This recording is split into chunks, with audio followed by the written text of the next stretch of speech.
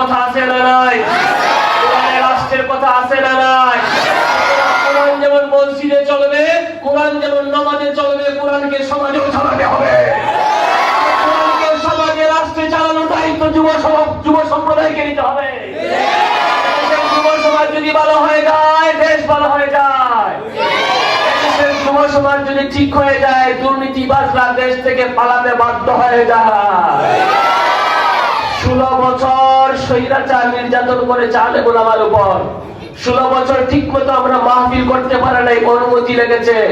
16 বছর এই স্বৈরাচারকে সরাতে সকল রাজনৈতিক দল ঐক্যবদ্ধ হয়েছে, আন্দোলন করেছে, সংগ্রাম করেছে, স্বৈরাচারকে হটানোর পারে নাই। কিন্তু 2 সপ্তাহের ব্যবধানে যখন এদেশের নিষ্পাপ যুব সমাজ, এদেশের শিক্ষার্থী, স্কুল কলেজ বিশ্ববিদ্যালয় মাদ্রাসার যুব সমাজেরা, শিক্ষার্থীরা ঐক্যবদ্ধ হয়েছে, 2 সপ্তাহের ব্যবধানে স্বৈরাচার দেশ থেকে পালাতে বাধ্য হয়েছে।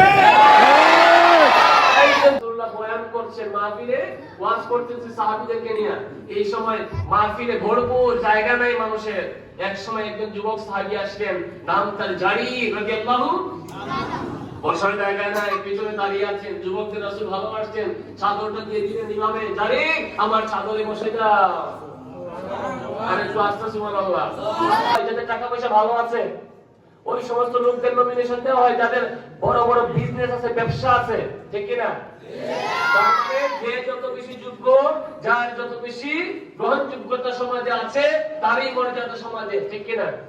তুমি নিজেকে সাজাও। You should develop your skill.